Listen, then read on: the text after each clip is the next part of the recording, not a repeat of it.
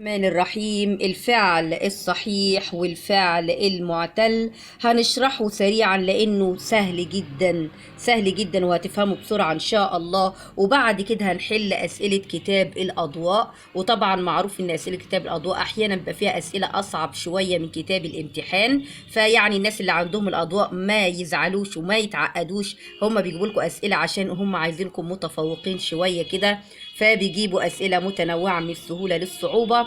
ونبدأ شرحنا مع بعض ونقول بسم الله الرحمن الرحيم ونستعين بالله، يا رب اجعل الصعب سهل. الفعل الصحيح هو الذي خلت يعني مفيش، خلت أصوله من حروف العلة. الفعل المعتل هو اللي احتوت أصوله على حرف من حروف العلة. ايه هي بقى حروف العلة؟ حروف العلة الألف والواو والياء. الألف اللي هي ألف المد وليست الهمزة، ففعل زي أكل أوله همزة وليس ألف. ألف المد اللي هي بتيجي في وسط الكلمة كده زي كلمة قال، اللي هي امتداد للفتحة، يعني بيكون حرف زي القاف مفتوح قوي فبمد الفتح بالألف اللي هي اسمها ألف مد. يبقى الألف المقصودة في حروف العلة هي ألف المد اللي بتيجي وسط الفعل. يبقى الفعل المعتل اللي احتوت أصوله، ولما بنقول أصوله يعني إيه؟ أصل الفعل الأفعال يا أصلها 3 حروف يا 4 حروف، وغالبا الأفعال معظمها هتلاقي إن أصلها 3 حروف، فأنت بترجع الفعل لأصله اللي هو ال3 حروف. لو أصله 3 حروف كان فيها حرف من حروف العلة، الألف اللي هي ألف المد، أو الواو زي وقف، أو الياء زي قضى، فلو احتوت أصوله على حرف علة يبقى الفعل معتل. إنما لو أصوله ما فيهاش لا ألف ولا واو ولا ياء زي أكل وشد وذهب وفتح يبقى صحيح. الفعل الصحيح له أنواع والفعل المعتل له أنواع. أنواع الفعل المعتل لو حرف العلة جه في الأول، وهو غالبا حرف العلة بيجي في الأول هو الواو، فلما تلاقي فعل أوله واو اعرف إن ده مثال، زي وزن، وقف، وصل، وضع. يعني قليل قوي الأفعال اللي هتلاقي مثلا في فعل أوله يه، زي يئس. دول قليل جدا. انت لما هيجيلك بالنسبة الأول الإعدادي مش هيجيلك غير إن شاء الله فعل أوله واو. الفعل لو كان حرف العلة الألف، وطبعا غالبا حرف العلة الألف غالبا بيكون في وسط الكلمة غالبا، لكن ممكن برضو يجي في آخر الكلمة زي دعا. لو الأجوف بيبقى في وسطه ألف. قال، نام، صان، صام، مال، كان. الفعل كان المضارع بتاعه يكون، ده بنسميه أجوف. الفعل الناقص هو اللي حرف العلة بيجي في الآخر، وغالبا حرف العلة بيكون في الفعل الناقص هو الألف أو الياء. الألف زي دعا ورجا، بس رجا لو المضارع بتاعها بيكون نرجو، وقضى وسعى ومشى. وتقدر انت تجيب قائمة من الأفعال، ولما هتحلها تجد هذه الأفعال. دي أفعال أنواع الفعل المعتل. مثال أجوف ناقص، مثال لو حرف العلة جه في الأول وهو دايما الواو، نادر جدا لو لقيت يه مثلا زي الفعل يئس. الأجوف وحرف العلة دايما هو بيبقى الألف وبيجي في النص زي قال ونام وصام. الناقص حرف العلة بيجي في الآخر وغالبا بيبقى الألف زي دعا والياء زي قضى. الفعل الصحيح طبعا عرفنا ان الفعل الصحيح هو ما خلت الاصول من حروف العله. فعل زي اكل ده هو اوله همزه وليست الف. الهمزه يا ولادي اللي هي بنطق لما بنطق لو مفتوحه، لو مضمومه او، مكسوره اي. طبعا الهمزه بتقبل كل الحركات، انما الالف لا تقبل الحركات. الف المد زي ما بقول قال، هل الالف دي اقدر احط عليها ضمه او فتحه او كسره او هي ساكنه لكن لا تقبل الحركات. ألف المد على طول إيه ساكنة. دع، أقدر الألف اللي هي الأخيرة دي أحط عليه ضمة أو فتحة أو كسرة؟ ما أقدرش. الألف المد بتكون ساكنة فقط، بتقبل الحركات، بتقبل الفتحة الضمة أو الكسرة إي. طب الفعل لو أصوله فيها همزة فبقول عليه مهموز. أكل، سأل، بدأ. طبعا لو الحرف ممكن يجي الهمزة في الأول زي أكل، ممكن تيجي في الوسط زي سأل، ممكن تيجي في الآخر زي بدأ وزي قرأ. طيب لو الفعل فيه حرف اتكرر، يبقى لو حرف الحرف اتكرر، الأصلي اتكرر يبقى مضاعف. لو اتكرروا ورا بعض زي شدة، شدة دي عبارة عن شين دال دال، يبقى مضاعف ثلاثي. لكن لو التكرار ما كانش ورا بعضه هيبقى مضاعف رباعي، زي زلزلة، الحرف الأول مثل الثالث والثاني مثل الأخير. زلزلة، وسوسة، زقزقة، زين زين، قاف قاف، يبقى مضاعف رباعي. انما لو الحرفين التاني والتالت هما اللي زي بعض زي شدة ومدة وفرة يبقى مضاعف ثلاثي. لو الفعل مفهوش لا همزة زي أكل وسأل وقرأ، ومفهوش حرف اتضاعف واتكرر مرتين، بنقول عليه فعل سالم صحيح سالم، زي ذهب، فتح، شرب، جلس، وهكذا. عشان أحدد الفعل ده صحيح ولا معتل لازم أرد الفعل للماضي، أرد الفعل للماضي الثلاثي اللي من 3 حروف. الماضي اللي هو 3 حروف، أنت غالبا في أولى إعدادي مش هتلاقي غير هو اللي يجيلك الماضي 3 حروف، الأربع حروف مش هتيجي إن شاء الله. أنت عندك ولو جت هتعرف برضو. مثلا جالك فعل زي يكتب، قال لك يكتب ده فعل صحيح ولا معتل، ما ينفعش تحكم على الفعل يكتب كده هتقول ده أوله يه هيبقى معتل في نظرك، لا طبعا لازم الفعل يكون 3 حروف قدامك. فيكتب ده هجيبه في الماضي 3 حروف. كتب، كتب دي امسكها، هل فيها حرف عله الف او واو او ياء؟ لا، يبقى كتب صحيح. طيب بعد لما عرفت انها صحيح، هل فيها همزه عشان مهموز؟ لا. هل في حرف اتضاعف وكرر مرتين فتبقى مضاعف؟ لا. هل يبقى هي صحيح سالم لان ما فيهاش همزه ولا تضعيف. فعل زي ضع، طبعا الفعل ضع ده قدامك حرفين، مش ممكن برضو لو الفعل ناقص حرف احكم عليه بالشكل ده، لازم ارجعه للماضي عشان اعرف الحرف اللي عندك. الفعل ضع من ايه؟ وضع. فعل ضع من ايه؟ وضع. يبقى كان يبقى ده الواو دي كانت هتفرق معايا كتير. وضع ده حرف عله وجا في الاول يبقى مثال، يبقى الفعل ضع ده هو مثال. تمام، لازم ارجعه للفعل الماضي المجرد اللي من 3 حروف. فعل زي ادهشني ما احكمش عليه على طول كده، لان لو بصيت له كده اقول ده فيه همزه ده مهموز، ما ينفعش. لازم اجيب اصله في الماضي على 3 حروف. فادهشني جايه من دهشه، بحاول اشوف الحروف الاصليه. الحروف الاصليه يعني ايه؟ الحروف الاصليه اللي انا ما بقدرش استغنى عنها، اللي هي المهمه، اللي هي المهمه. تمام. فانا ادهشني مثلا الياء دي ياء المتكلم، ده ضمير، اي ضمائر في اخر الكلمه اشيلها، اي فعل حروف من حروف المضارعه في الاول بشيلها عشان اوصل لاصل الحروف الاصليه. ايه هي؟ استعانه، استعانة من عانة، استعانة من ايه؟ عانة، وعانة يبقى هنا معتل ايه؟ اجوف، معتل اجوف. استغفر، استغفر دي ماضي، فهي كده خلاص هي في الماضي مش في المضارع ولا حاجة. لكن برضو ما ينفعش احكم عليها كده وهي في الماضي، لانها ماضي مزيد بالحروف دي. الحروف الزيادة دي ممكن استغنى عنها، الهمزة، الهمزة الوصل والسين والتاء اقدر استغنى عنها لان اصل الفعل غفر، هي الحروف دي اللي انا ما اقدرش استغنى عنها.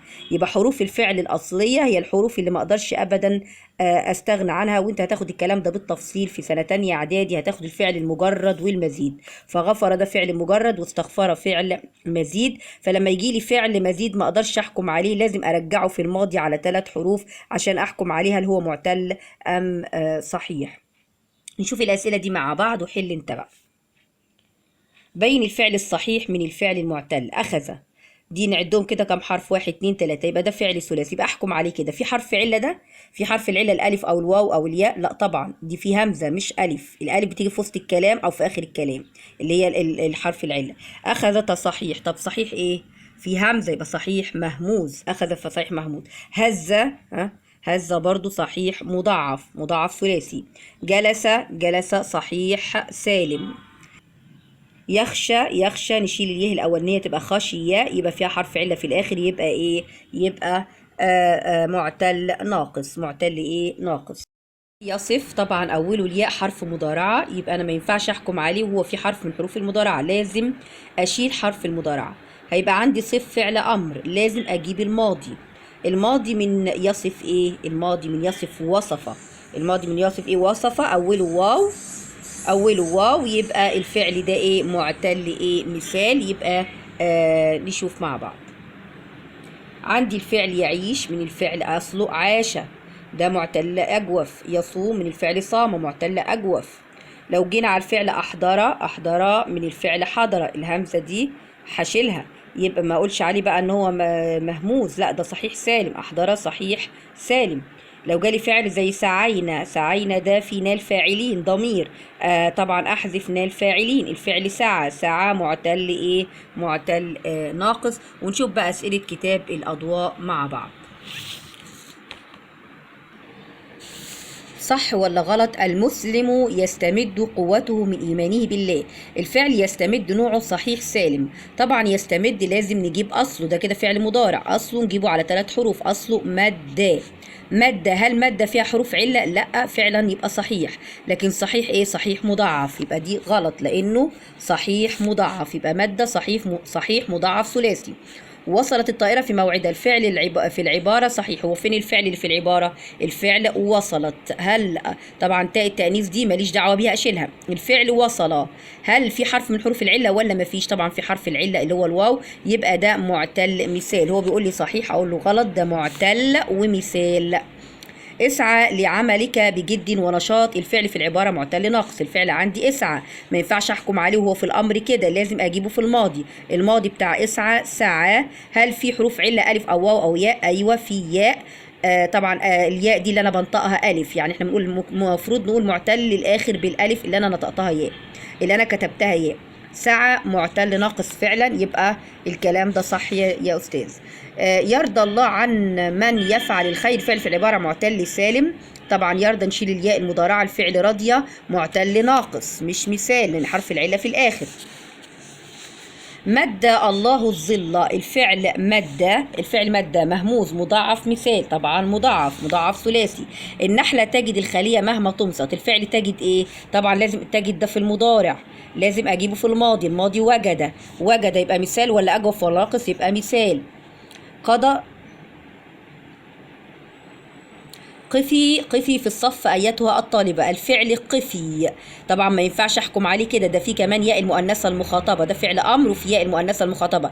اشيل ياء المؤنثه المخاطبه، ارجع الفعل للماضي، هلاقيه قفي من الفعل وقف، يبقى مثال. ايها الطالب مر اخاك بالصلاه، الفعل مر مثال مضاعف مهموز.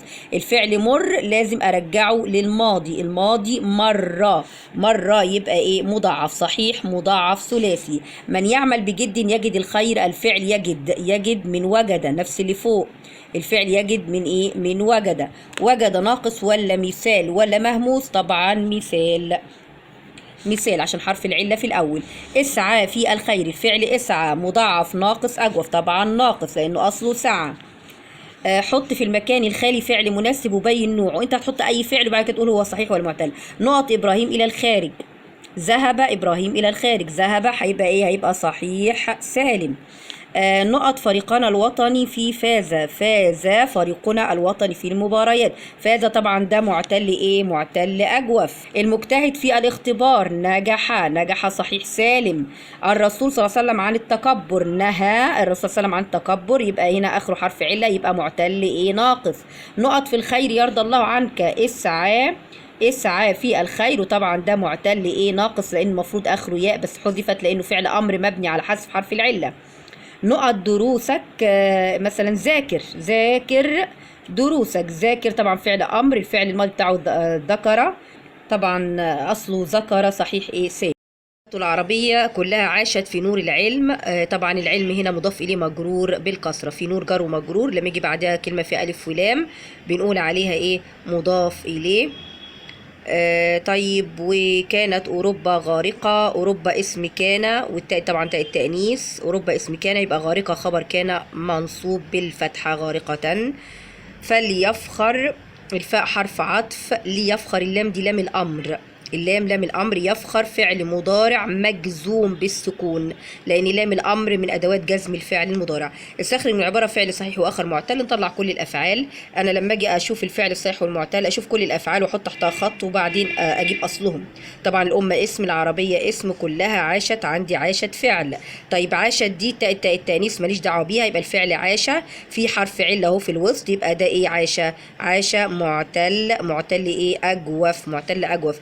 نور اسم العلم، اسم الحضارة اسم على حين، كان فعل ماضي برضو في حرف علة يبقى معتل ايه أجوف زيه، يبقى عندي عايشة وعندي كان معتل أجوف. أوروبا اسم غارقة في بحر الظلام والجهل، كلها أسماء كليهما ولم تنهض طبعا التاء ايه ماليش دعوة بيها، يبقى الفعل نهض أصله، الفعل ايه نهض ده صحيح سالم، يبقى عندي الفعل نهض ايه صحيح سالم. نهضتها إلا بفضل العرب فليفخر، مش عارفة الدبان الله يهديه. فليفخر عندي الفعل فليفخر، فخر صحيح سالم، صحيح ايه سالم. بقدم وليعملوا دي اصلها ايه؟ ها مين الشاطر اللي جاب لي يعملوا اصلها ايه؟ اصلها عامله، يبقى صحيح ايه سالم، صحيح سالم عامله صحيح سالم. بركب الحضاره كلها اسماء. يمضي من الفعل مضى يبقى ايه مضى معتل معتل ناقص، معتل ناقص حرف العله في الاخر. تصبح من الفعل صبح صحيح سالم. فات طبعا اشيل الضمائر، لما يكون عندي ضمائر بشيلها خالص، يبقى الفعل ايه فات هنا، الفعل فات يبقى معتل ايه اجوف.